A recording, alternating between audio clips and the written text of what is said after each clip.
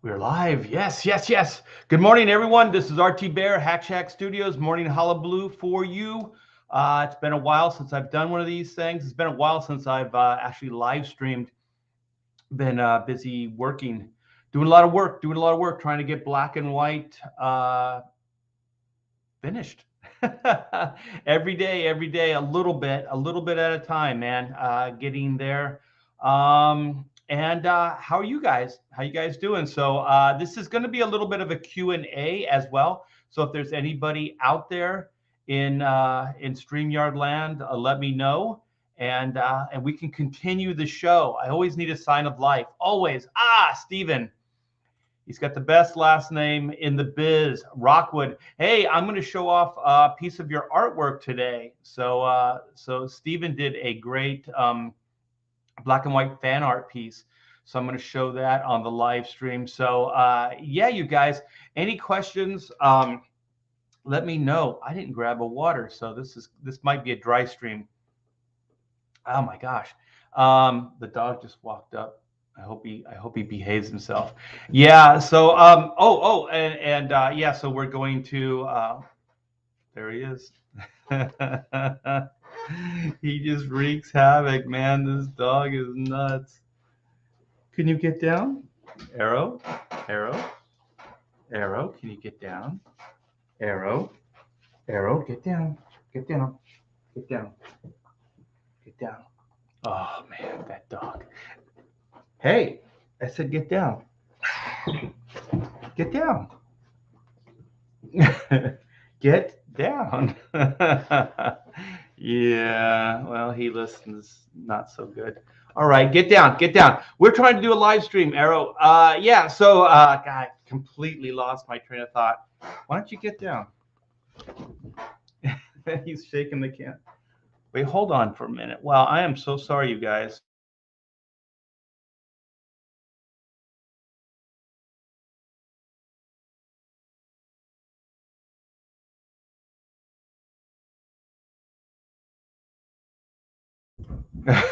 My wife just called him. That was crazy. We almost, I almost had to check out. That dog sometimes gets really ramped up. Let's see.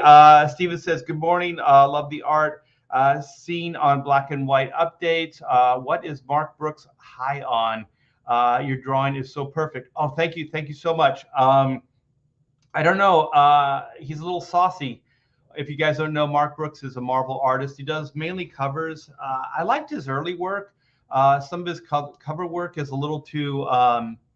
It's a little too bright, I guess. I don't know for my taste. I mean, there are people that like it. It looks a little plastic, but like I said, that's my take.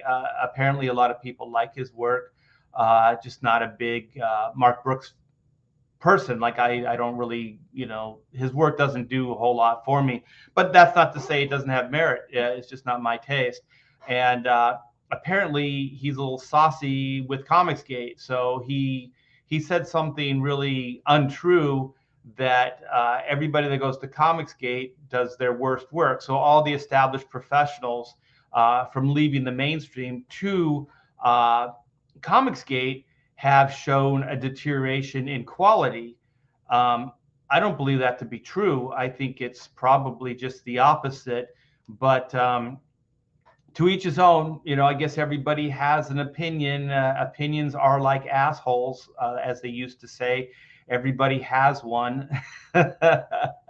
So I don't know. I personally, it's like the old, maybe the old adage, like they're just jealous. Some people just don't really have the independent spirit to do anything like this. So they kind of get upset, mostly at themselves, and then they lash out. So if I can make somebody, it's like this: if I can make somebody else wrong, then it makes me right. So if I can discredit them, who are doing something that I want to do, then somehow it makes what I'm doing more worthwhile. And I just don't think that that's the case. But some people operate that way, and he seems to be one of those guys. Somebody said he might be bipolar, so I don't know. I met him a few times, and he seemed like an okay guy. I met him at conventions and stuff. He wasn't overly outspoken about the industry or people in the industry, but that was just a casual hangout. So who knows? Who knows? Let's see what Dale says. We're getting some people. We're getting some people. Yes. Sometimes these things take a little bit of time. Dale like the Fawns. I just picked up an issue of Dark Horse over Metropolis from the back issues, Ben, and saw your name. How was it working with Dan Jurgens? That was the Adventures of Superman stuff. Yeah, yeah. That issue in particular was great because I believe it was my first time really working on the Batman character. So I'm a big Batman fan, just absolutely. I mean, everything that's happened in my life is all because of that character. So I was a '60s kid. So the Adam West stuff was right in my wheelhouse, and that started my whole journey into doing what I'm doing today. So yeah, it was a big deal. It was a big deal when that happened, and getting to do finishes over Dan Jurgens on the Batman character was absolutely a dream come true. So yeah, that was a lot of fun. That was a lot of fun. So it should be a good read too. I remember the story being pretty cool. So enjoy that, Dale. That was early work there from myself. Hey, Luke, what's up? Death Metal Hero. Wah or wah. What is this? This is blocking. This is sending, right? Isn't that the Dio thing? This is is this blocking? This is sending, or maybe it's like this is blocking. This is sending. So if you do it this way, you're sending a curse. If you do it this way, you're blocking a curse. So he says, Ronnie James Dio says that's from his grandmother or great grandmother from the old world of the old country. And then I think Gene Simmons claims it as his as well. So who knows? Who knows? But you know what? Iconic. The death metal horns. Yeah. So hope you're doing good, Luke. Oh, we got Praetor 7. What's up? We got jalapeno milk. That's some spicy milk, and an old CG joke rears its ugly head. Fart T Bear. Yes, yes, indeed, you do. I'll own it. Ever since I was a kid, it was Fart T Bear. So I've gotten used to it. So yeah, no big deal. Margot, or is it Mar? There's an I guess it's Margot Ann. So I'm sorry. I have a hard time sometimes. Hey, what's up, Kevin? Kevin, hey. We've come to snuff the rooster. Who are we talking about? Well, we were talking about Dan Jurgens and Batman Superman issue that we did together. But I'm going to get into, well, I'm going to show off some stuff. I always like to show off stuff. But what we're going to do is there was a Robservations. I don't know how often he does it, but it was brought to my attention by Blevins. He always goes live with Billy Tucci. And he brought it to my attention that Rob was talking about, I think he was talking about the image that almost was or something like that on one of his Robservations podcasts. And if you guys haven't checked out the Robservations podcast, it's really good. There's some really fun stuff in there. And so Rob was talking about like different events and like if this would have happened, how image would have been different or just stuff like that. So it was kind of like a what if variation of the image stuff.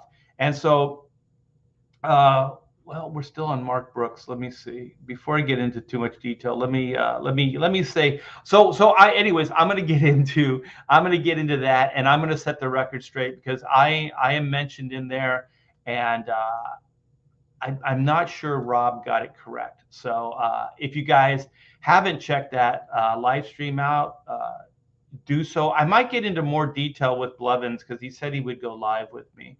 Mark Brooks is just attention seeking with this petty nonsense. He just wants back pats. Yeah, I mean, I think this narrative of Nazis and islamophobes, I think that it's starting to play out. So if he's doing this now, I think he's jumping on the bandwagon a little late. I think people pretty much know that Comicsgate is not a bunch of Nazis at this point, and it's getting a little old after 3 years of being called Nazis and ists and phobes. I just don't know what their end game is. I mean, there is this thing called virtue signaling, which I guess they get, like you said, backpats, Luke. But who are these assholes that would be giving somebody a back pat for saying negative things about other artists? I don't know. I say things about other artists. Like I spoke frank about Mark Brooks, but it was more of a personal thing. It was like how I respond to his artwork. It wasn't just petty blasting. It's just not my thing. But I do understand that there are people that really like Mark Brooks's artwork, and that's fine. To each his own. I realize that my work isn't for everybody, and that Mark Brooks' work isn't for everybody as well. That's why there's so many different styles, and that's why there's so many different takes on things. So it's all good. So yeah, I don't know. I like I said earlier, I don't know if you heard it, Luke, but I think sometimes it's jealousy. I think that they just don't have that belief in themselves to go and venture into the deep waters, into the rough waters, and to try something new. And so instead of, having that belief, they would rather try to knock it down, tear it down, so that they can feel good about staying where they're at, which is, at Marvel or DC or wherever, Mark Brooks or these people are staying. And that's fine too. Like, there's nothing wrong with that. Some people just want to draw Spider-Man and write Spider-Man, and that's fine. I wanted more. I've done that, and I want more now. And I think when I started my career, I always wanted to tell stories. I wanted to create worlds, and I wanted to create characters. So that was always my thing. So I started independently.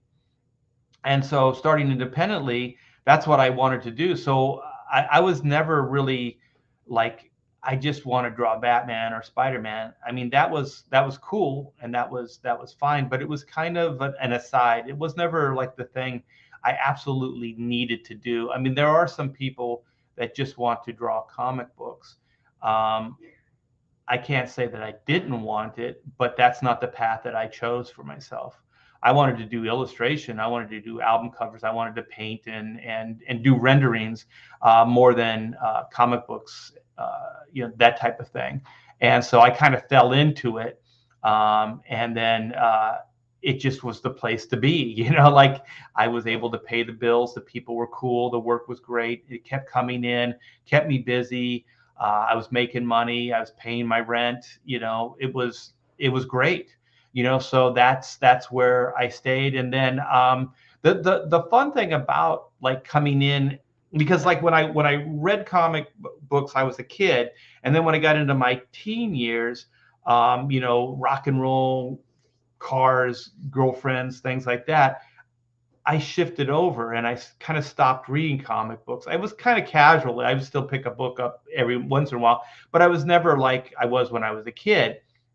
And so then when I got back into it, it was kind of more as a professional. So I got to re-experience comic books and my love for comic books by doing them and drawing and writing and inking them. So that was fun. I have like an amazing career, and I just I adore this industry, and I think that it was the right place for me. And I think that somehow there was a heavy hand, there was some divine intervention that was taking place and pushing me in the comic book direction, because illustration fell apart, album covers fell apart, like all that stuff just it didn't really sustain it. But comic books sustained me for 40 years, where I don't think illustration would have. So that's really cool. I think I would have ended up doing something like this inevitably anyways, but it was all good. So I'm not even going to try to pronounce this name. Uh, is that no? Don't do it. Don't do it. Hello, darlings. And this name I'm pretty familiar with. Pedro, what's up, man? What's up? I'm going to show off some Pedro Eng artwork as well this morning. Some new stuff. Linkovich says, "Good morning, Comicsgate. Good morning. CG is the place to be." We got Son of Liberty Radio art. You're looking spry this morning. The Geritol works wonders. Do they still make Geritol? I don't know. I don't take it though. I don't take it. Maybe I should bring the dog back. Hey, Leroy, I hope everything's going good, man. Miss you. Let's see. Upside down is the DOA. Like this? Is that, what does this mean? Upside down is the DOA. Rock and roll children. Yeah, hell yeah. You the man, Art. I thought I was the fart. I didn't know I was. Oh, okay. So is it Marigo? Pseudonym. Indeed. Okay. Now we got down to it because it doesn't look like Margot. Listening from the comic shop. Yeah, Luke is still in the trenches, man. He's one of the good people. He's supporting this industry on the retail front. Ooh, a new name. I don't remember seeing Apple de la Fuente. What's up, man? Jasper Plan 9. It wouldn't be a party without Jasper Plan 9. Oh, cool. We got AV8R Surge. Oh man, we're getting a full house. This is good. You guys, I'm gonna lower the boom on a Robservation fairly soon. But I want to say hi to everybody. Pointing at someone is sending a curse. Pointing down dispels the curse. Okay, so it's this or this, right? So down is okay, but not down like this, just kind of down. Okay. What is this? Some people do this.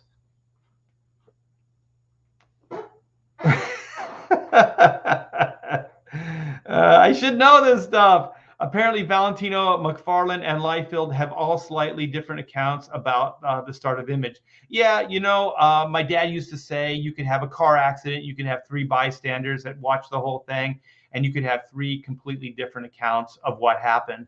So it's human nature, and it's completely understandable. But you know what? I'm going to throw my 2 cents into it as well. So you guys can just decipher through and figure out what's actually what actually happened and what didn't. I'm trying to stay away from words like a lying and truth. You know what I mean? Because that's all conjecture. Yeah, we can debate those things. I have thought about getting into Rob Liefeld's podcast. I just kind of like his enthusiasm about comics.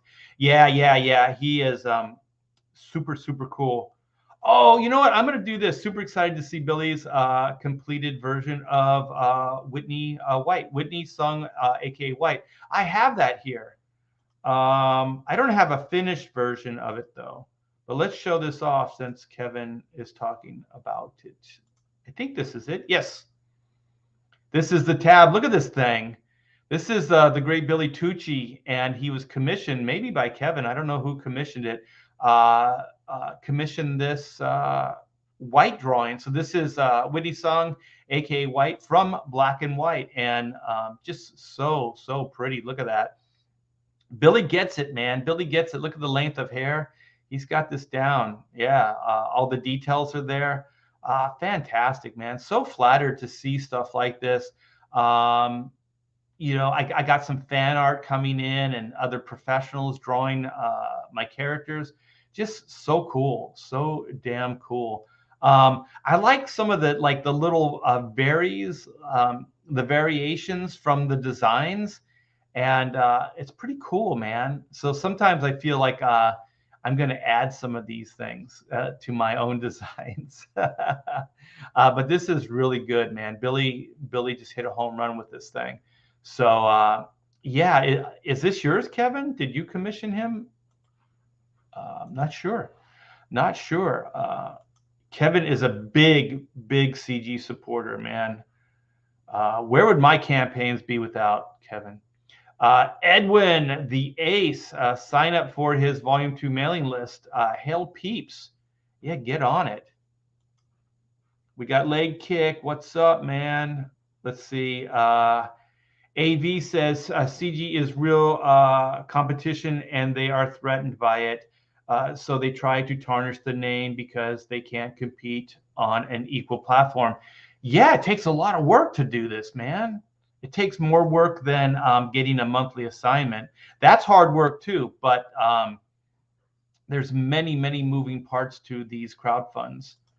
Oliver from 656 Comics. Yo!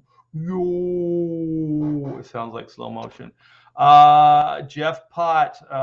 I'm sure Geritol was pushed out by Insure. Do they work the same? I thought like Geritol was a vitamin, and Insure. I don't. You know what? I don't know. Insure is like it's a liquid, right? It's like a liquid, like a chocolate shake for old people. Chocolate milk for old people. Chocked with vitamins and minerals. Shadowhawk backs. He indeed does. Give this bear a fish. All right. Wow, you guys are on fire here. Let me try to catch up. See if there's any new names. I did commission him. Sweet Mama Jamma. Oh, Nicholas, we got a new. Here's a new face. Howdy, folks. You're from my part of the country now.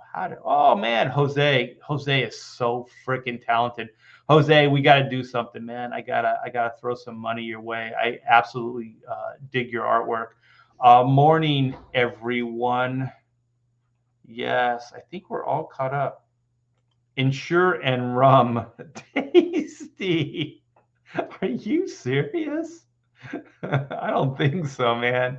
You guys are giving me some bad advice here.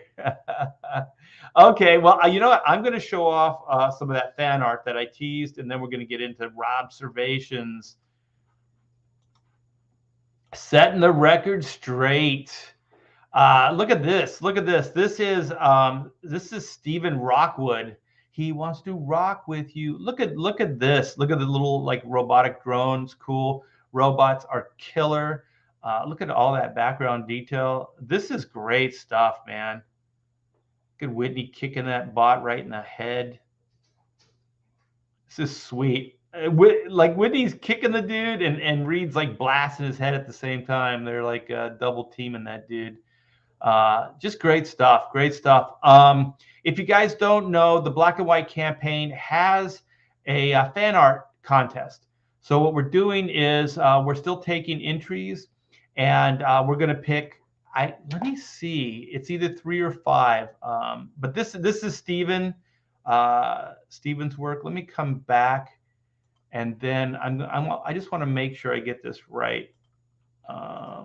It's either 3 or 5 cards. So this is the Black and White Volume 2 Man vs. Machine campaign. I'll get into the pitch in a minute, but I want to answer and get these facts straight. Okay, so 85K, which has been unlocked, is the fan art trading card set. Do you love contests? Hey, so do we. Here is the ultimate fan fun. We have when we unlock 85K stretch goal, start sending in your drawings of Black and White. Oh, and 5. Yep, 5 people will have their Black and White drawings made into a special fan art trading card set and given out as stretch goals to everyone. Just imagine how much fun it will be to open your Black and White mailer and see your own drawing in the box. So yeah, I think that pretty much says it all. So it's 5 pieces of artwork will be chosen and made into trading cards. And so these trading cards are going to feature the artwork. And if they come Black and White and they're killer, like Steven's card actually looks pretty cool in Black and White. So may not throw color in there, but some of them look like they might need some color. So we might kind of tweak them up a little bit, by adding color, things like that. And we're going to add like a title to it, like black and white in over their heads, or battling back to back, or just stuff like that, like kind of the older trading cards would have kind of a title to the artwork. So we're going to do that on the front, and then on the back will be a bio, like a brief bio of each one of the creators. So each one of the artists will have a little bit of a bio. So you guys are going to have to, when you get chosen, I'll get a hold of you and get all that information. You can write up a bio, and then we'll have some of your social media on there as well, so people know where to find you and look at other pieces of artwork for you. So it's kind of a win-win. So the artists will get trading cards out of it, so they'll get published in a way, and then everybody backing will get to enjoy their artwork. So it's really a cool win-win. And so we still don't have a 100K stretch goal, but Pamela was saying she's been looking into these high-end pins. So we might do the yin yang gun sight as a pin. So I don't know if they're going to be those cloisonnés or whatever, or like just a metal pin. I'm really not sure, but we're going to start looking into that as we get closer to the 100K, which we are really just a stone's throw away from. So we had a good week. So we're at 97,753. We got 1,188 backers. That is pretty killer. Let's play this video real quick, and then we'll get on with our Robservations.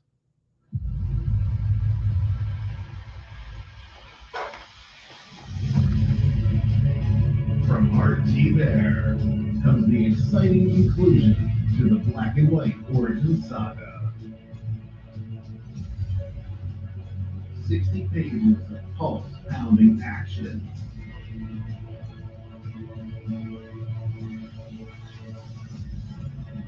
In a world where law and order are often blood to gray, justice can only be black and white. Man versus machine.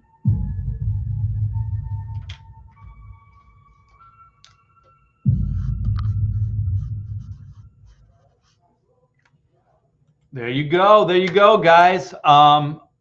Black and White, Volume 2, Man versus Machine. This will be the epic conclusion. So here's the main cover. They're back and badder than ever. Really happy with this cover. And then we have the Kenneth Rocafort variant. We have the Joe Bennett variant. And then we have the High Octane Adventure by Von Klaus, who's got Black Terror right now. I think it's still live. Yeah, it's still live. So he's got that book, and he also did Monster. Was it? Oh my gosh, Monster MD, and just brilliant. He came up with this cool 22-page story, and we got Pedro Eng to draw it in this killer animation style. The book looks fantastic, you guys. It's coming along. So we got the first issue, second printing here with a brand new cover. And then we have one more variant. We have the Greg Capullo variant. So the one on the left is sold out, but we still have a few on the right, and that is only available in the Jam, the Black and White Jam tier. The other books, all the other books, you can get as add-ons as well. So you can customize your tiers, and you can get these original story page layouts as well. So I think we got about half of these spoken for. So we still have like 30 or so pages left. So there's still a couple of these layouts that you guys can back and put into your original art collection. And so we got head sketches, and then, like I said, here's all the stretch goals. And don't forget the t-shirts, you guys. We got the Black and White wraparound by Shay, Red Valkyrie fame. We have the Inko tee, which is killer. It's the Hack Shack mascot. I think these came out really cool, and that's done by Elizabeth D. Geek Art. That's her handle. So yeah, we got some really cool stuff here, you guys. The link is in the description. Come by. You see anything you like, just give it a backing. Just give it a backing. And we're getting really close to that 6 figures, you guys. I'm very excited. Thank you so much, you guys, for supporting and getting behind this campaign. This is just this is why CG's working, man. This is why CG's working, and like somebody in the chat said, this is why Mark Brooks and those guys are kind of jealous. You know, these are big numbers. These are big numbers. What happened to your nose? My nose. This right here. If that's what you're talking, it's a mole. Yeah, nose picking. No, it's just a mole. It happens. Perch just moved next to you, RT Bear. You should hop on this Friday streams and promote Black and White. Yeah, indeed. Yeah, I've been kind of being low key as far as internet and live streams. Not because I don't want to, but I've been trying to focus more on my work, getting stuff done. Are they? Yeah, we you know what? They're close. I have a handful here. Look at all these. Look at all these. Yeah, so yeah, we got Eric Hutfels, and you know what? Let me fix my camera. I didn't do this before the live stream, so it's gonna bounce if I. No, that's not what I want. Let me see. Did I screw everything up? I hope not. Okay. So are we still going? Yes. Okay, so my camera should be working. Here we go. So these are the Keshi figures. Look at the back. Look at all the detail, man. Pretty cool. Maybe if I hold it this way, you can see it better. Yeah. Look at the guns. Look at the detail. That's pretty killer. Yeah. So the black figures done. These are the actual figures here, and here's he's got them all in different colors. It's pretty cool. So here's red, and so the white figure, the sculpts are done, and I think he's making the molds right now. So as soon as those are done, we're gonna put these up. I just like the dynamics. Look at that. Just aiming the gun right at you. Yeah, I mean, for a little figure, there's a lot of detail, and it's very dynamic. So I'm really happy with these things. Of course, black, which is my favorite, actually. So I'm not sure, but I imagine they're going to all come in different colors. So I don't know if you're going to be able to ask for specific colors. I'm kind of letting Eric work it all out. So let me see. Oh, I got a blue one here too. A light blue, I should say. The lighter ones kind of show the details more, I think, because you can see the shadows and stuff on them. But yeah, they're really cool. The white figure came out really cool as well. I've seen the sculpts. I haven't seen the actual, I guess they call these casts, or the actual figures themselves. And so, yeah, we're going to be putting those up soon as well. So you'll have some new stuff to grab on the Black and White campaign. Let's see what this says. AV says, I like the fan art contest CG sponsors. It shows so much talent. There's a lot of talent in the chat. There is, I mean, I met Pedro through the chat. Like, he just did a piece of artwork. He sent it to me, and I was like, this is so good. And it was just a slow burn. And I was like, I gotta use this guy's talents for something. And so the whole High Octane Adventures just came out of Pedro Eng just willing to work with me. So yeah, it's really cool. It's oh my gosh, Red Gaze. It's Red Gaze. He put the video together, and he did the voiceover. Yeah, it's a killer video. We got Mighty Joe. What's up? We got Sheldon Martin. Good morrow, peeps. Skip Edwards Art. Good morning. We got some latecomers here. What about? Nice. What are Keshi? I think they're just little figurines, and I'm not sure. I think they're Japanese. So there was a series that most people know. They're called Muscles or Muscle, and they're like little muscle figures. And if you just type it in, there's all kinds of stuff that shows up. But I do believe it originated in Japan. So they're just like cool little figures. Yeah, they are. I just really love, like, even like the fan art, Steven. Like I love when things just kind of start having a life of their own. You know what I mean? Like things just start happening that are beyond what I can do. That's when you know that's catching on. Pretty cool figures, pretty sweet. Let me see.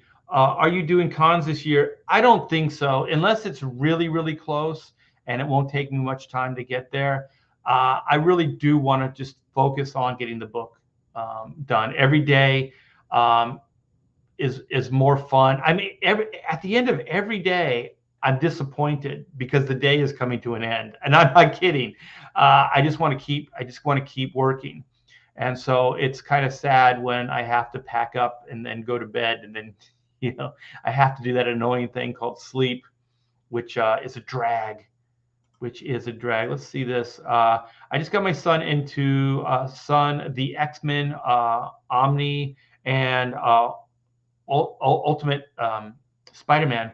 Yeah, that Ultimate Spider-Man. I think he'll like it. Sometimes it gets a little slow, but man, when it ramps up, I always say like Mark Bagley's, his strength is just action, just great action. Like the slower moments he's good at, but not as good as that action, man. His action's amazing.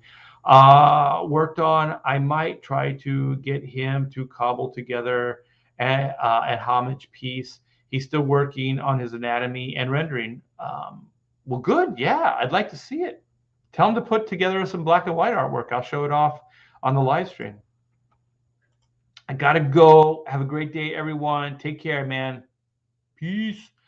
Yeah. Okay. So let me get rid of some of these tabs.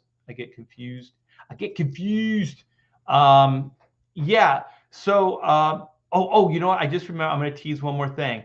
I got a George Perez. We did on Professionals last night. We did our tribute to George Perez, and so I showed it off there. But I did an Avengers Ultra Force crossover. And there was a double page spread, and George Perez drew black and white in the double page spread. Yes, indeed. So just like we're talking about, things kind of having their own life. I got a version of black and white drawn by the great George Perez. So very cool. I'll show that after my Robservations. And if I forget, you guys remind me. Also, I got that Pedro Ng artwork to show you. While I was showing the video, I grabbed the water. It's like DJs of old, where they would put on like a 7-minute song like Stairway to Heaven, and then they would go smoke a joint and come back. Yeah. Okay, so it was Robservations. It was a while back, and I do believe it was his what if, like, image story. So it was kind of like, what if these other things happened? How would image be different? That type of thing. And so it was a great episode. Rob is really enthusiastic. He loves comic books.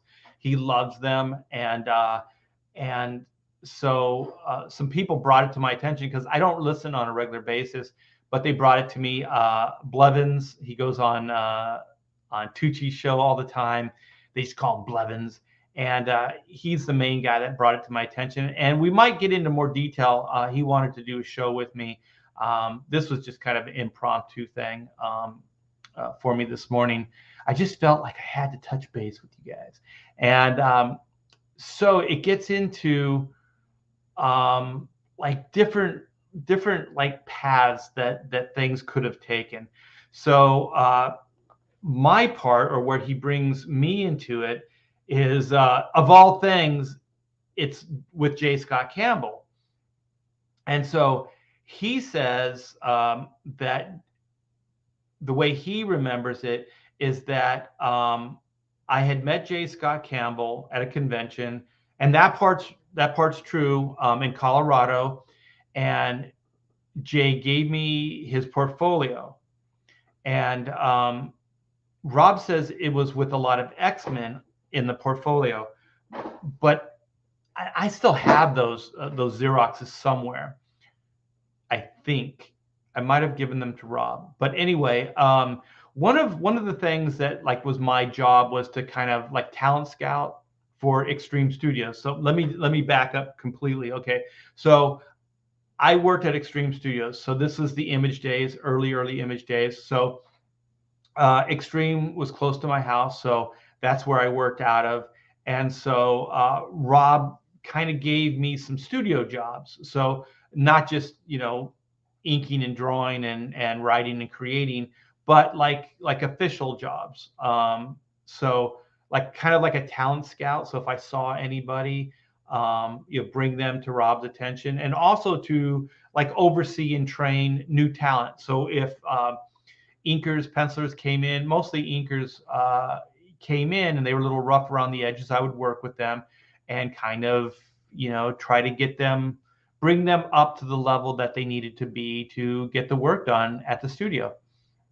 And so I'm in Colorado doing a convention, and J. Scott Campbell comes up to my table and starts talking and shows me his portfolio. It was like a Xerox packet. It wasn't like his portfolio per se, but it was like Xerox. They were 11 by 17 Xeroxes of his work. And I remember not so much X-Men characters, but they were Wildstorm characters. They were Wildcats characters, I believe. And they were kind of a little wonky, a little elongated. If you remember Jay's early work, it was a little wonky. I mean, he really worked out a lot of stuff. You got to see the guy grow and change like every month, and man, did he got really, really good.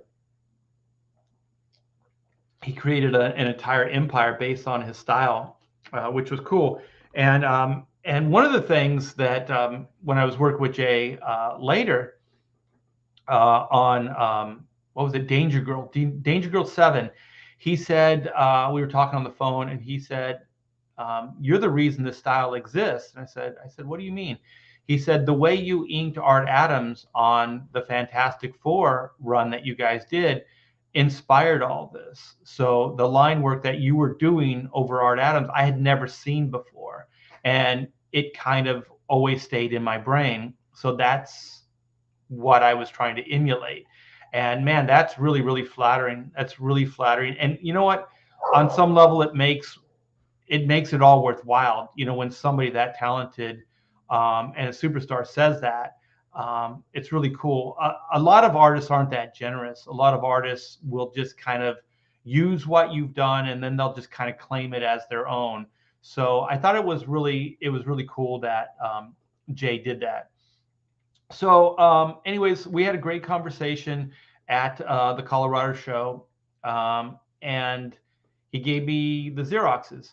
So I was like, score, I'm going to bring these back, to Rob. And, and I told Jay that that's what I was doing too. And I asked him if that was okay.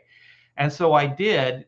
And then Rob, I showed him to Rob, and then Rob was like, I think Jim's talking to him now.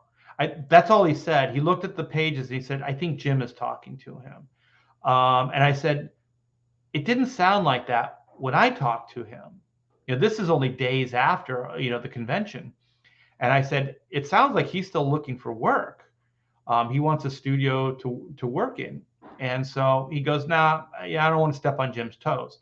So that's my side of the story. That's as far as it went. You know what I mean?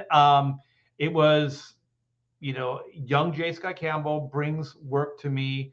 I bring it to Rob, and Rob is like, I think Jim has him or hired him.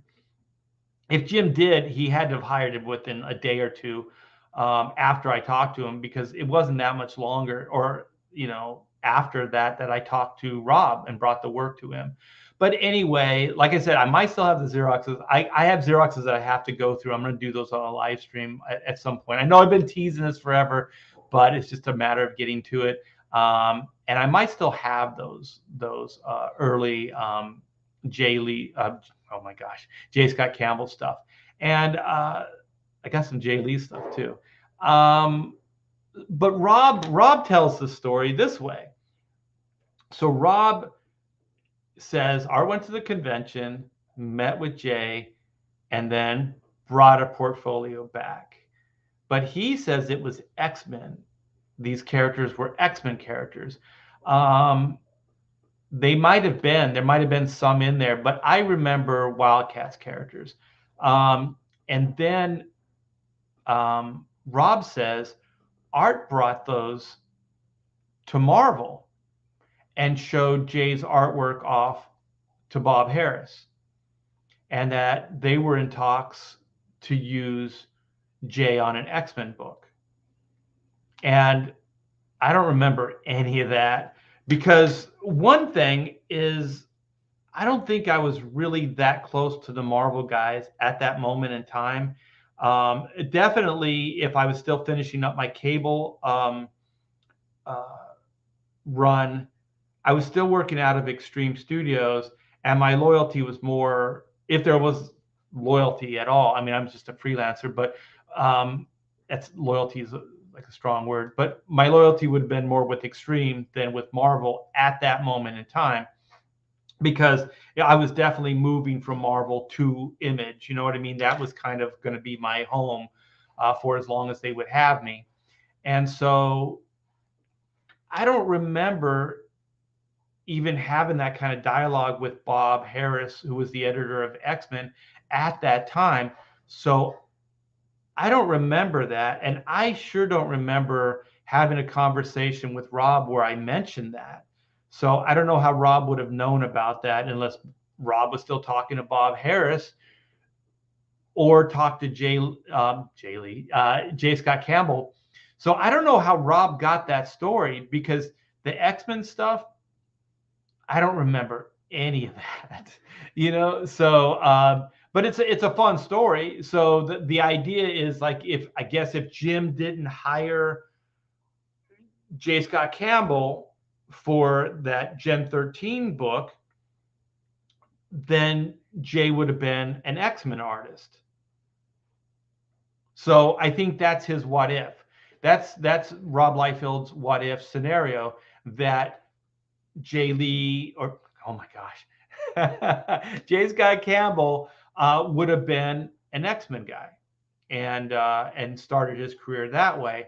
I think either way, it would have been huge for J. Scott Campbell, because I know there was an influence that, because I'm pretty sure he worked out of the office for a short period of time in San Diego. That was Wildstorm Homage Studios.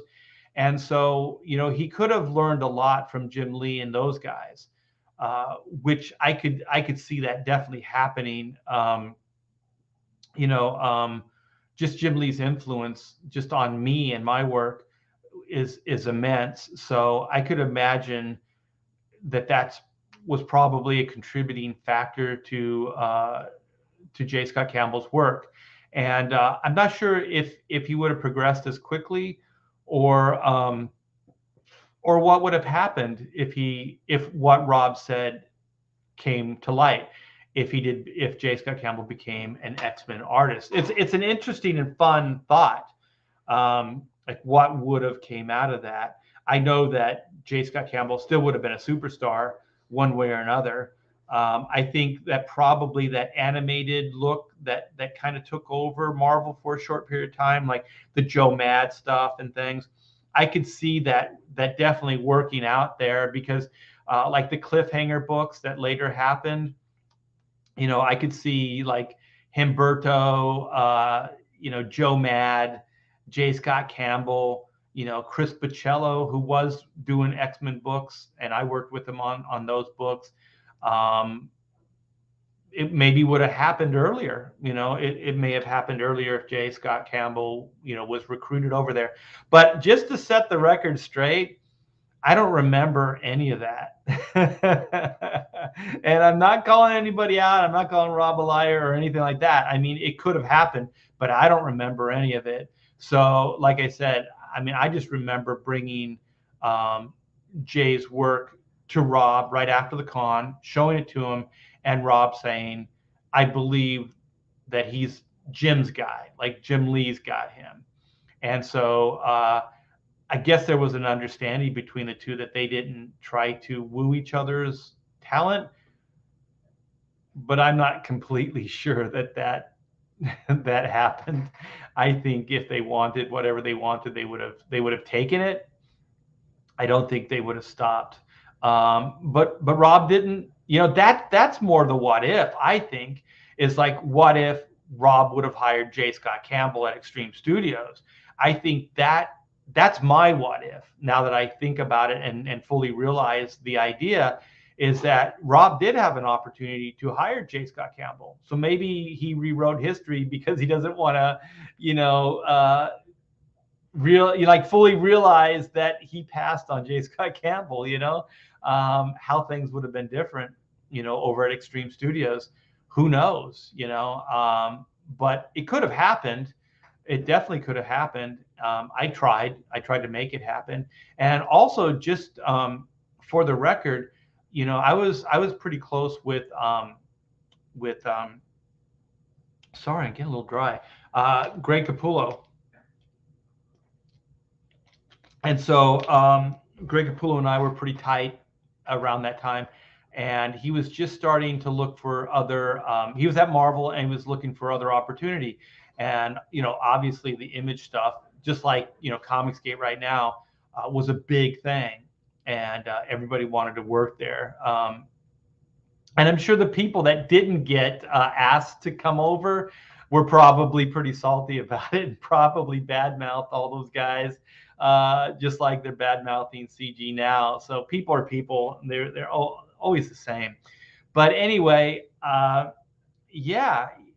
Greg was like, do you think, Rob would have work for me at Extreme Studios? And so I remember having a conversation with Rob about Greg Capullo, and Rob passed on Capullo as well. So holy shit, man. Can you imagine those two guys over at Extreme Studios? And we're talking about early Extreme too, like, somewhere in the first year, probably rounding out the first year. So these guys would have come in as second waivers, so you would have been able to have your roster of guys you already had. A lot of them were diamonds in the rough. You had your oh my gosh, you had Dan Frega. Who were some of the other? You had Marat Michaels. You had Chap Yap or Yape, and you had Jeff Matsuda, and you had Todd Knock. So I'm trying to think what other, like these are in-house guys that I'm talking about. So, but a lot of those guys are still diamonds in the rough. They hadn't fully realized yet. I think Jay came in with probably would have had more impact immediately, and obviously Capullo. I mean, Capullo wasn't Spawn Capullo at the time. He was still kind of like I think he was fresh off Quasar, and he was doing X-Force at the time. So he was kind of like a traditional kind of John Buscema style. Like that was kind of his DNA. And then he was kind of working over like that West Coast style that we were working in, that Jim Lee, Will Spertasio, Scott Williams, and myself were working in at Marvel. So he was starting to introduce those aspects to his work, even at Marvel. And so that would have been pretty amazing, having Capullo and J. Scott Campbell, rounding out the end of the first year at Extreme Studios. That's the what if, I think. That's my truth. That's what could have happened. So that's my what if story there. And eventually, I mean, they both did make the Image jump. Capullo went over and started working with Todd McFarlane on Spawn. I worked on Capullo's first Spawn work. I believe it was like 13, 14, and 15, something like that. So starting the second year of Spawn, Greg and I did 3 issues together, I believe. And then I was just all over the place. Like, I worked for everybody, even though I was working out of Extreme Studios. I still I did all kinds of stuff. Let's see. Are always inspiring the greats. Inspiration. Everybody needs inspiration.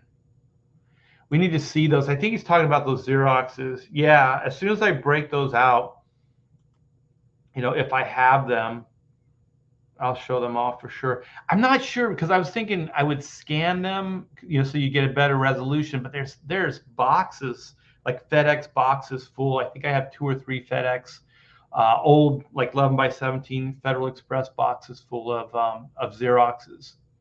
So Skip Edwards says Rob's version made it sound like he was fully formed and wanted to hire him on the spot, but Jim had already hired him. Yeah, that's what Rob told me. But Rob also said that I had brought his work over to Marvel, which didn't happen. And like I said, if Jim hired him, he had to have hired him like right then and there, because when I talked to, J. Scott could have been like not giving me the full truth, but he made it sound like he didn't have any place to go. I mean, he could have been hired by Jim before he even talked to me. But for some reason, I'm taking what Jay said as gospel. So who knows? Like I said, I'm not gonna draw the line in the sand and say that one is right, one is wrong. But there is some truth.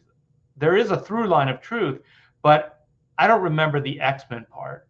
That's the part I'm really contesting. So let's see. Mighty Joe, I thought Jim found J. Scott through an art contest. I don't know.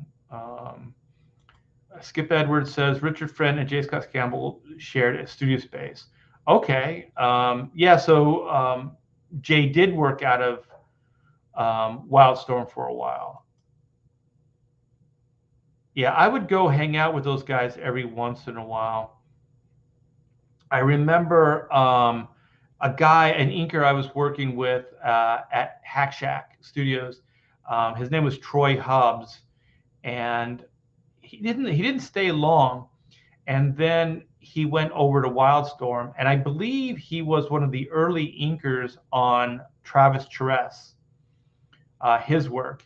And I went over there, like Wildstorm, to hang out with Troy, see how he was doing, and he was sharing space with Travis. So I think they had like inkers and pencilers together, like they would share office space. I think I'm not really sure how it all worked out, but those two were together, and I got to meet Travis for the first time, and I knew of his work because when he was working, he was doing some DC Comics covers. I forget what the covers were. I don't think he did interiors. Strangely, he was actually doing covers. So he started off like at the top tier. And an editor at DC was showing me like this new guy, and it was Travis Charest. And so I knew about Travis before Jim hired him up, and he was already good, but man, that guy got really good. He got so good that he inspires me now. So the early West Coast stuff inspired him, but now I'm taking inspiration from that guy. So let's see. Didn't Rob try to take some of Mark's guys? Why wouldn't he try to take Jim's artists? Yeah, that's kind of what I was alluding to. Like I don't really know how honorable these guys were. Um, I don't know. It's interesting because there's always like what you hear, like what Rob told me, and then kind of what maybe was back and forth between Rob and Jim Lee. So who knows? I don't know. But like I said, it's kind of like it's my what if. It's kind of like how I remember it. Um, but I'm pretty sure that X-Men thing didn't happen. Because it doesn't even make any sense that I would do that, because I was more moving into the Image comics than Marvel. So why would I, if there was a really talented guy, I don't know why I would be going, hey, Bob Harris, you got to check this guy out. It doesn't make much sense. Comics Legend says, hey, Art, what do you think of Capullo now working on his creator-owned comic Creech? I'm glad it's back. I remember I was working on Black and White while he was working on Creech, and this was the day of what were they called? Like fax machines. We had fax machines, right? And so I would give him ink lessons over the fax machine, and then he would give me pencil lessons. So if I had like a problem with anatomy or the shot or whatever, I would kind of send it via fax over to Greg, and then he'd draw over it, he'd send it back.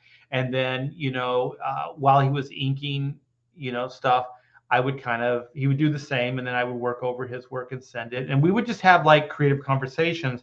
I do remember that we were in talks with Wizard to do like I think there was like the Brutes and Babes thing in Wizard magazine. I think like Bart Sears did it initially, and then Greg Capullo came in and did a version of it. It was kind of a how to draw like chapters that were inside of Wizard magazine. And I remember Greg and I talking to them about doing a pencil and ink kind of thing, where he would pencil something, he would give his lesson, and then I would give my lesson, kind of like what we were doing organically anyway.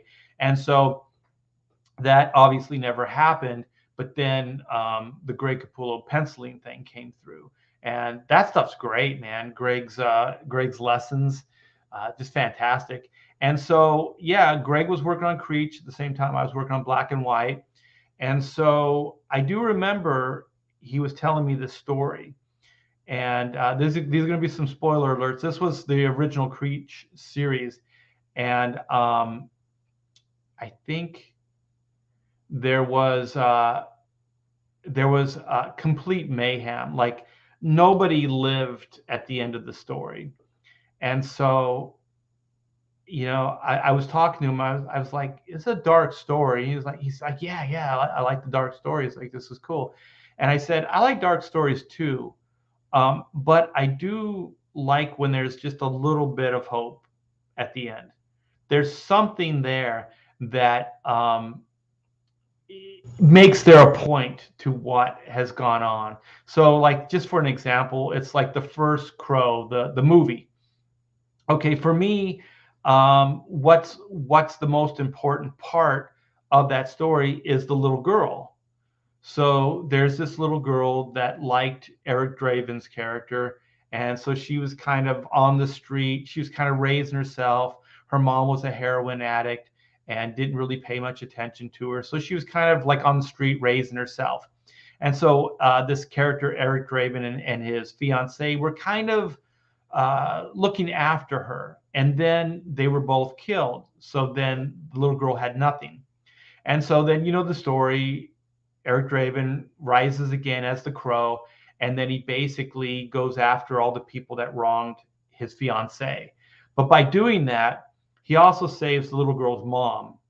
And so then you get the feeling at the end of that dark story, everybody dies. At the end of the dark story, the little girl is saved. So there's hope. I know that the sequel, they ended up messing up the little girl and all that stuff. And I didn't watch that movie because I heard about that and I was just like, what are you doing? This is stupid. This is really stupid. It's kind of like Aliens as well. Like the second one, like it's pretty much like all the Marines, everybody dies in that story, but they save the little girl. And so there's like the Ripley character who just lost her daughter, which was, it's not really, it was kind of in some of the deleted scenes. I'm not sure if it's in the theatrical version.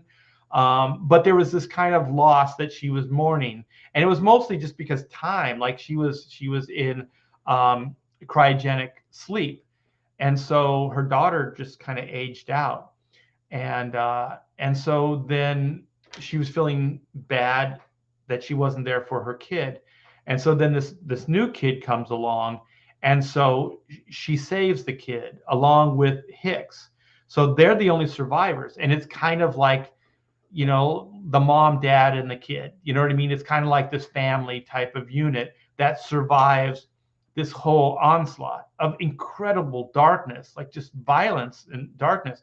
But it gives you a sense that there was something good that came out of it, right? This little girl was saved.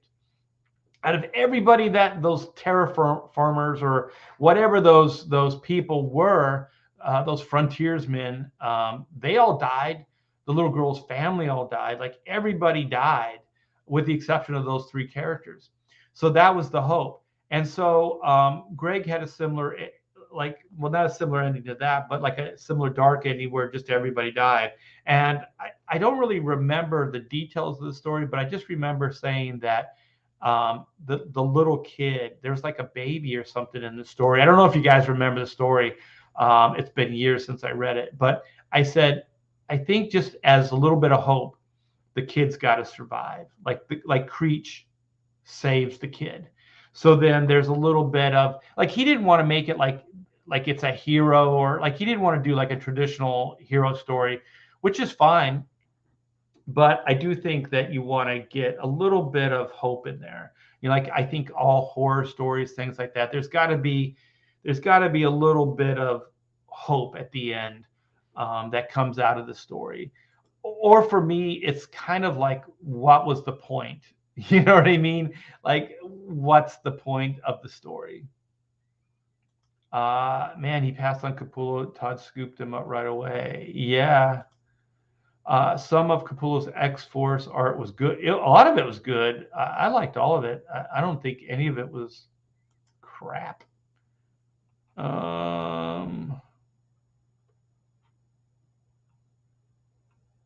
There's a lot of Shelby love going on. Let's see what Jasper Plan 9 says. Greg said his first job in comics was getting verbally abused by Larry Hama at Marvel. Probably. Jeff Matsuda did awesome stuff on animation with Jose Lopez. Love his work on the Jackie Chan cartoon. Oh, you know what? I was going to show this off. Let me find this real quick. I found, like, speaking of like Matsuda, like Jeff and I, when we left Extreme Studios, we started our own studio. It wasn't like an official, like, you know, like we were going to publish or anything like that, but it was just like a studio where we could hang out. And so we were both kind of headed towards the mainstream, you know, like Marvel. And so we kind of came up the ranks at Malibu. So we started kind of working at Malibu and doing some cover work for Malibu. And then we got the call and went over to Marvel. So when Extreme Studios was kind of falling apart, I left, and then Jeff Matsuda left, and we were really pretty close. We shared studio office, and then there was Yap,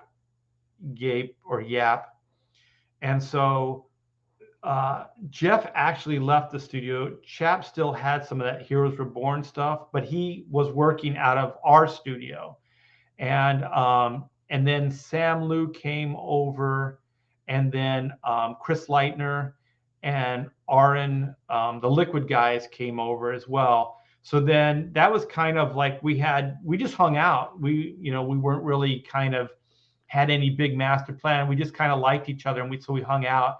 And so a lot of the Extreme guys would hang out with us in the studio space, because Extreme Studios was kind of falling apart, and these guys were a little scared. So a lot of inkers were coming over too. So like Larry Stucker hung out, Jaime Mendoza would hang out, and so eventually, I was working on Black and White, the ongoing, and I put those guys to work. So Larry and Jaime were inking Black and White for me. These are stories that have never seen the light of day. So at some point, I think I'll probably show them off. And so then the studio, just more people started coming in. But there was Chap, there was Jeff, there was Sam, and then there was an assistant. His name was Hawk June. And so those four guys later were the Sony guys. Those guys went over to Sony and pretty much started the whole like Sony animation stuff. And Jackie Chan Adventures was the first thing that they did. And so I have a piece of artwork that I got from Sam Liu for Chrono Mechanics. So I would go over and hang out with those guys at Warner Brothers. And so mostly Sam, because Sam and I, we got along. Wait, let me do this right. Okay, so share, screen share, do this, share. There we go. It's working now. Okay, so yeah, this is Sam Liu. He did a Chrono Mechanics piece of artwork for me. This thing came out great. So if you guys don't know, Sam worked over at Extreme Studios. He didn't do a lot of work, but what he did was fantastic. But he later really made his big impact at Warner Brothers. So he is kind of the second to Bruce Timm in the animation department over there. So he directs a lot of the animated comic book adaptations that they do, and that's Sam Liu. And so Sam worked this Chrono Mechanics drawing up, which looks fantastic. And I still can't believe I got, a piece of Sam Liu artwork with my characters on it. So it's a great world, man. This is a great world. I've been really fortunate to meet a lot of really talented people. So yeah, I just thought I'd show this off. Yeah, because I was going through some stuff the other day, and I found this. There's the whole image right there. It's just fantastic. So there's Zin, Oot, Doug, and Caravaggio doing some high-tech stuff. Yeah, so that's cool. That's a cool aside. So yeah, it was fun working with those guys. I learned a lot from Jeff. Sam was one of those guys that he was kind of a natural mentor. So when I would have a question or whatever, he would just draw with me, and show me stuff. Just a really, really talented guy. And then I remember I was doing like a Batman Wildcat crossover, and Chap helped me with the layout. So it was really a neat space. Like one of the things that we all had in common is that there was kind of the safety, like after working in Extreme Studios, which was a pretty chaotic environment. It was nice to find like-minded people and just kind of hang out and draw together. It's kind of like the chemistry and the feel that we all have on the Professionals. It's just six guys that really get along and pretty much for the most part see eye to eye, and that's how that was. So it's pretty cool, and it's neat that Jose, that you're a fan of Jeff. He later did the Batman too. I think that's one of his, and I think Sam directed a lot of those. So let's see. This is Philip. Skip, stop copying Magic Cop with your book. Cease and desist is in the mail. Ooh, it's getting heated. Getting heated. Jasper Plan 9, Art just needed to tell his truth. He should post it on the So Many of Us website. No, it's not that big a deal.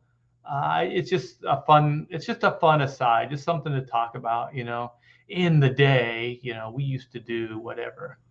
Let me see. I posted on Facebook on a George Perez site about the professionals doing the show. Oh, cool, man. Thanks, Leg Kick. A few of those guys said some unkind words about you guys. So I asked, why do you feel that way? Best I got was, is there a continuation? Yeah, well, you know what? To each his own. Is rhetoric. Yeah, okay, I got it. Best I got was rhetoric. You know what I mean? I mean, that's a shame to bring that kind of shit, into a George Perez, but some people have no taste. They have no tact. I would never do it. I try not to do it at all. I always try to be as fair as possible, even when I have a beef with somebody. Sometimes, I mean, there's very few occasions where, I just let it fly, but those people usually deserve it.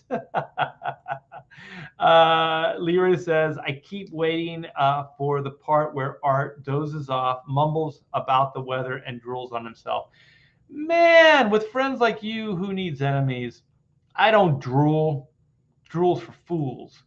I don't go to a job interview and tell the person interviewing me if I prefer to work elsewhere. Jeff probably told you he wanted to work for you guys, speaking with him. Yeah, I don't really know. I mean, everybody plays, career management their own way. So I don't know. And like I said, the only thing I really know, I mean, there are some through lines with Rob and I, where Rob says, that he did check with Jim Lee. Jim said he hired him, and obviously he did at some point, because he ended up working there. I just don't know when, and I think that it would be weird for somebody looking for work, and then within a day, I mean, it could have happened. Jim could have called him the next day or an hour from the time we talked and hired him. I mean, that's within the realm of possibility, but who knows? But I did not bring J. Scott Campbell's portfolio. Well, I'm pretty sure I did not bring J. Scott Campbell's portfolio to Marvel. So maybe J. Scott wanted the mighty RT Bear to give feedback before he showed Jim Lee his fan art. Yeah, but I believe it was more like he was looking for work, from what I remember. But hey, Travis did interiors for first two. Oh, he did do the interiors for Dark Stars as well, and the Trinity trilogy with the Dark Stars, Green Lanterns, and Legion.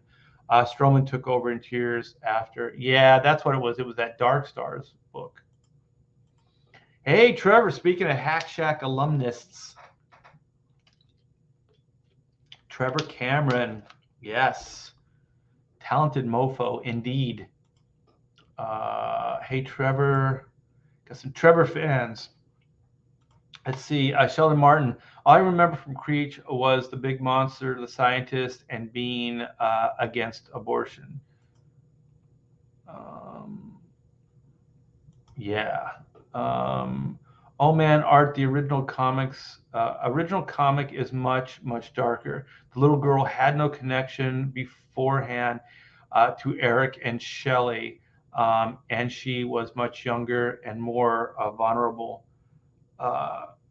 Oh, you're talking about like the Crow comic book?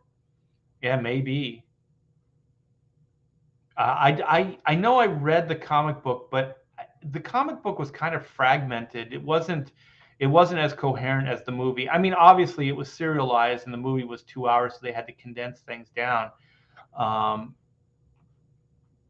Yeah, Chap was he still is good, man. He's working in animation. All those guys are still in animation.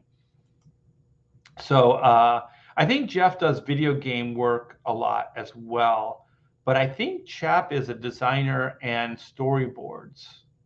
And Hawk June, he actually did a page of backgrounds in black and white. I think volume or issue 1 of the ongoing. And yeah, it was just a deadline thing, and he needed some work. So I was like, hey, here's some work. That's a great part about having a studio like that, man. You can jam on stuff. We all did all the time. Okay. Oh, Trevor says, I remember that. All the pinups were cool pieces. He's talking about the Chrono Mechanics stuff.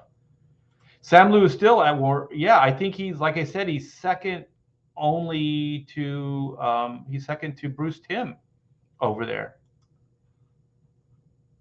Sam worked a lot on the Batman animated. Yeah, and I think he directs a lot of those the movies, the adaptations.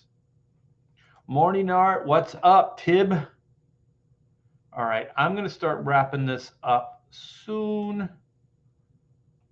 Let me see. Never thought to check out Jeff Matsuda. New name for me to look into. Yeah, I think his production company is called X-Ray Kid. I don't know if it's still around, but the last time I talked to him, that's the business card I got from him. He's a big video game guy, so I'm not sure. I'm not sure if he's bouncing back and forth between animation and video games, but I know like animation seems to be going more. It's going in a different direction, you know, in more of that. What is the? I think they call it. It's like a. It's named after the school, the Disney school. I forget what they call that look, but it's kind of. It's more of a. I don't know how to. I don't want to badmouth it. It's just not quite as accomplished of a style. So since Jeff's stuff is very, very accomplished, very polished, CalArts, thank you guys. Yeah, that maybe Jeff is finding a hard time finding work there, or maybe he's just fully embraced the video game thing. But I do think last time I talked to him, he was designing video games, and I think he even had his own video game that he was building. So just very, very talented guy, and very ambitious, very driven, it was nice. I mean, we had about 2 years at that studio hanging out, and we did work on X Factor together. So Jeff and I did like a year or so of X. Was it X? Yeah, it was X Factor. Yeah. Oh, CalArts shitty style. CalArts is straight up trash animation. It's not my taste. I don't know if there are people that like it, then that's fine. It might be easier to animate and cheaper to do. I know that companies, corporations are always looking at their bottom line, rightly so. But I'll tell you, it's not this animation. It's not this level of cool stuff. Here we go. This is Pedro. This is another page from Black and White High Octane, and I just got to show this stuff off. This is Pedro's pencils, inks, and colors. It's completely fantastic. Yeah, I'm going to be showing more of this stuff off as we go. But look at that giant robotic fist coming in, knocks Black and White for a loop, and then it's rising up out of the rubble here. And then Whitney, the last tier, the second to last panel, just look at that face, man. She's like all cocky. She's like, let's get him, Black. And so they rise to the surface after getting knocked through the floors there. And yeah, this stuff is so much fun. Like I said, Von Klaus wrote a killer story, and Pedro is just knocking it out of the ballpark with these great layouts and this great, just great stuff. Look at this. Yeah. So Pedro, if you're still listening, man, high praise indeed. So yeah, and then oh, the George Perez. Let me see if I can find that for you guys. I teased the George Perez black and white stuff. So let me see if I can find this.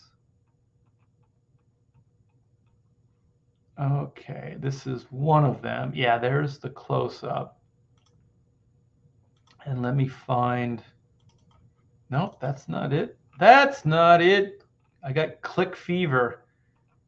I got clickitis. Is this it? Yeah, this is it. All right. Here we go. Let's do some sharing again.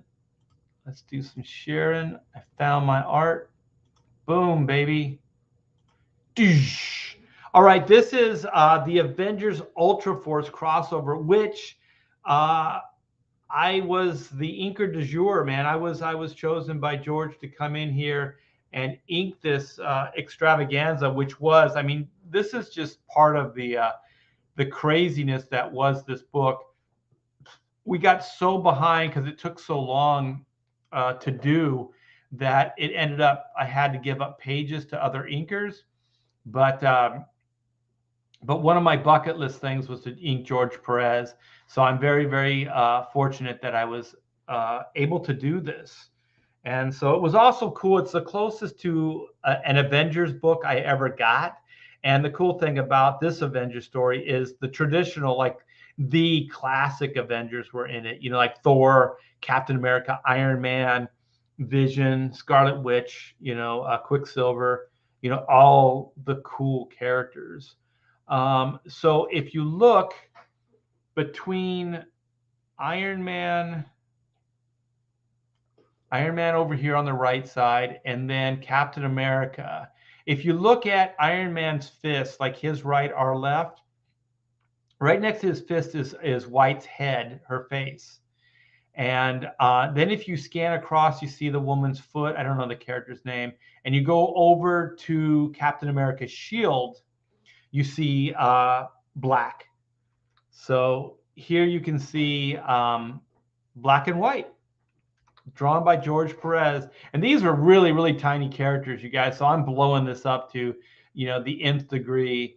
But yeah, what a treasure, man. This was so awesome to have George Perez draw my characters, you know, in an Avengers Ultra Force crossover book.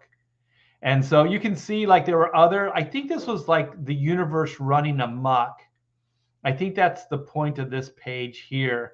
So George didn't tell me he was doing this. It just kind of showed up, and I was like, oh, man, that's cool. And so I think this is the American flag here. This is Howard Chaykin's character. If you follow Whitney's throwing star up, it's right by his head. And then there's some other characters you guys might recognize more so than me. But there's Ash, the Quesada Palmiotti character. He's there. Let me see if I can find any other characters. I did a couple things with Prime, some covers. I think I did a Marvel Malibu crossover cover with Prime and the Hulk. I penciled and inked that up. These characters, these like Halloween looking characters, look familiar. I don't know their names. Let me see. I'm thinking that the characters that are kind of in a monochromatic are probably the more independent stuff. And the ones that are fully rendered in color are probably more the mainstream stuff.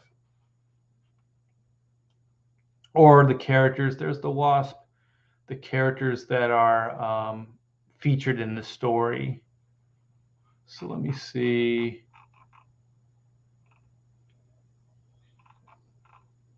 Some of these characters look vaguely familiar, but I don't know their names. So you guys are probably getting all of these, and I'm like, who are these dudes? That guy looks familiar. Looks like a Sergio. Nah, that's not a Sergio character. Who drew that? Whose character is that? It's very cartoony. So let's go all the way over to the top. There's Thor. I know Thor. I don't know these guys. The guy with the pointed ears and the gun looks familiar. Is that Conan? Who is that? This looks like a oh my gosh, a Barry Windsor Smith character. It's even kind of rendered like a Barry Windsor Smith character. There's Gru, the Wanderer. I know that character. And then some character climbing out of the ground. Yeah, yeah, Black and White. We're in an Avengers book. They're honorary Avengers. I don't know. So that's a cool way to go out, you guys. I hope you enjoyed it. It was a lot of fun. Like I said, I've just had like a great time, just a great career.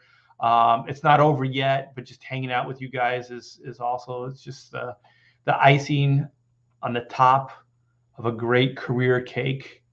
Let me see. Leg Kick says they called EVS a scumbag on. Oh, you guys, just why?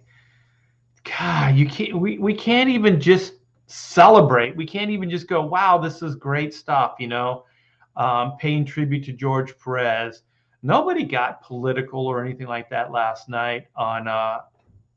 It was hosted by Andy Smith. If you guys didn't check out the Professionals, go check out Andy Smith's hosting of the show last night, and it was great, man. We were all pulling out George Perez stories and just basically just spewing all kinds of love in his direction. And yeah, who would do this? So best I got. You don't go their way on politics. I got more thumbs up than bad remarks, Art. Yeah, there are more good people. And to tell you the truth, I think people know what's going on here. I mean, how do you call us Nazis? How could you look? I know if these people that are saying these things, if they had to look me in the eye, they wouldn't be able to call me a Nazi. I don't even know if these people really know what a Nazi is. Like, how would I even fit any definition of a Nazi? It's insane. These are stupid people. Or to say that I'm a Isterphobe, it's just nuts. Steven, that's awesome. Oh, cool, incredible. Yeah, you guys are digging the George Perez tribute. Hey there, Art and Hell at the chat. Indeed. Let's see what Steven has to say. I'm going to kind of go through these real quick, and then we'll wrap this show up. Steven says, why did Marvel do nothing with those Ultra Force characters? I think from what I heard, they bought them for the color house. Like Malibu had like a color division, and Marvel just didn't have anything. So to compete quickly, they just bought the Ultraverse, and also they got the characters, and they pretty much just destroyed the competition. So if you guys remember, Malibu was they were the ones that published Image Comics first.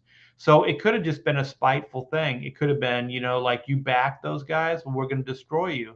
So, I don't know. I mean, they really didn't do much with the characters after the big crossover stuff. So I don't know. I do not know.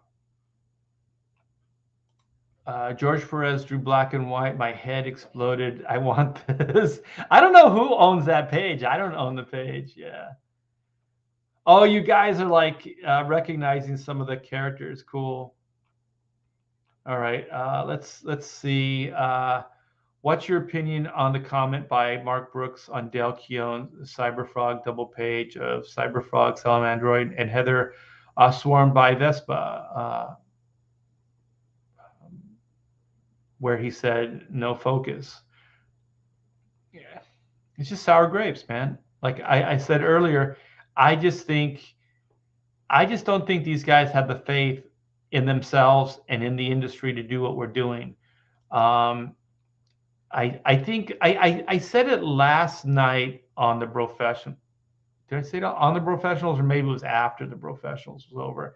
And we talk. I said it's kind of like an atheist, where like atheists say like that there is no God or whatever, and all this stuff, and they're kind of anti Christianity, whatever it is. And so I've met a couple of these people in my time, and most of them, to me personally, they seem like people that want to believe but just can't suspend the disbelief. You know what I mean? Like they can't, to them, there's no real facts. There's no real truth to it. And if you could prove it to them, then they would probably be on board. But they're those kinds that they just need some kind of tangible thing to believe, right? So they can't make that jump. But they actively, because they can't believe, because they don't have faith to make that jump, they are angry at other people that can, because they know they're missing out. They know they're missing out on something, right? Like instinctively they know, but they just can't make that jump. That's how I take it.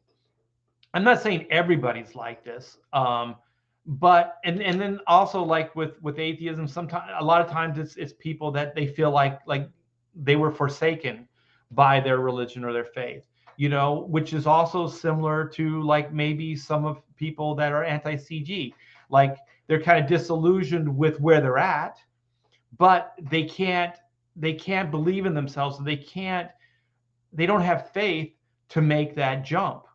You know what I mean? Like to do what people in CG are doing, especially the more mainstream guys, you pretty much are labeled as a pariah. So if you make that jump over into CG or start doing your independent stuff, the industry might blacklist you. They might become your enemy. They might try to destroy you. We've all had variations of that same theme happen to us. So I believe it's because it's sour grapes. I think it's because they just can't, they don't have the faith. They don't have the belief in either themselves or the industry. Like, look at you guys. Like our faith, our belief is in you guys. You guys support this stuff. Without you, we'd be nothing. So they don't have that faith or that belief that they could actually cultivate something like this. And so they just try to discredit things that do these, are successful at these. And why not just try to take down, one of the most talented people that are working in CG right now, which is Del Keown. So, why not? And also sometimes these guys, like, they're just so petty that, if they can tear those people down, then somehow there's some really weird belief systems out there, but that somehow it makes them better. So if you can find flaws or you can tear down somebody else, then it makes you look better. Anybody that thinks that are pretty much idiots, because when people do that, I see right through it. I think to myself, I think you're a little person. You don't have faith in yourself. You don't have faith in your fan base. You don't have faith in anything, so you feel the need to tear somebody else down. And I just don't really roll that way, and to each his own. I mean, sometimes I will be critical with other people's work, but I usually try to make sure that it's filtered through something. Like, I'll never say that Mark Brooks, his work is awful. There are people that really like his work. There are people that support his work, and that's fine. I think we all draw in different styles. We all bring something different to the table, and different people respond to that. So one size does not fit all, and that's great. And I think that's the way things should be. You know, um, Other than that, I mean, I'm just speculating what's going on and why he's doing that. Some people just think it's just about getting attention and virtue signaling, and it could be that too. It doesn't necessarily have to be anything deeper than that. Or it could be all the above. You know what I mean? Like, there are so many ways to kind of try to look into this stuff. But either way, I don't think it makes him look any better. And anybody who thinks it does make Mark Brooks look better, I think that those people are small-minded as well. So let's see what 6 ways to someday. Ooh, that's cool. Same here, not missing a thing. Thanks for your good work based on false belief. Yeah.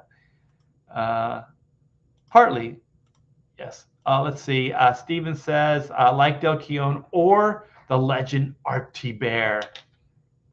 It's all good, man. It's all the above. I can like, as long as it's good, I can like everything. I don't have to narrow my views. Why criticize publicly? They need to keep the negative comments to themselves, but it feels like they seek out ways to antagonize. Well, it's on some level, it's working. I used to be of the mind where if somebody attacked me or something happened, I just moved on. I didn't really offer a rebuttal to it. I didn't offer my point of view, and there is a bad side to that, because then the one side, that becomes the truth, right? So if there's no flip side to counter that argument or what that person says, then that stands as the truth, or it can stand as the truth. So for me now, I don't fight every battle. Everything isn't worth my time, but if it is, I will go out and I will kind of rebut, and I will kind of stand up and try to get, my point of view out there, just so the one isn't the only point out there. So there are some people in comicsky that are way better at it than me, and can do it, but and thank goodness, you know what I mean? And I'll fight the fight the only way I can, and so we all bring different skills to the table, but we're all like-minded. We're all like working towards the same thing, which is the success of CG and creative freedom and just a new way of creating comic books, which is succeeding based mostly on everybody that's in the chat right now and that supports CG. So I want to thank you guys. That's going to be my parting shot. Oh my gosh, I'm so tempted. I'm going to do it. I'm going to read this one. I think it's politically crying, Art, because you didn't vote their way. They hate you. I am politically neutral. So to me, it's ridiculous. Yeah. I mean, there's that component as well. So there's a lot of things that are fueling people's fire. But I think ultimately it comes back on you. It makes you look bad, whoever's saying the negative stuff. So yeah. Okay. So you guys, thank you so much for hanging with me. I hope it wasn't too boring. I thought there was a lot of cool artwork that I got to show you, and I got to kind of say my piece about the Rob Liefeld Robservation, which, I don't know, listen to my side, listen to Rob's side, and come up with your own take on it. It's all good, man, and it doesn't really matter at the end of the day. It's just different points of view, and at the very least, you try to be interesting and tell these stories, and I think it's fun. I think what Rob's Robservation was, I think it was a lot of fun. It was just kind of like, what if this would have happened instead of what did happen, and It's all good stuff, man. So if you guys could like, give me a thumbs up, please. Tweet this out, please, to try to get more eyes on it, and get some more attention here. And just make sure that you're still subscribed to the channel. Sometimes YouTube bounces people, and if you like this content and you know other people that might like it as well, if you could pass it along and let them know that I'm out here and I'm fighting the good fight for Comicsgate, and that comics is just it's just it's just a great community. It's just great stuff. I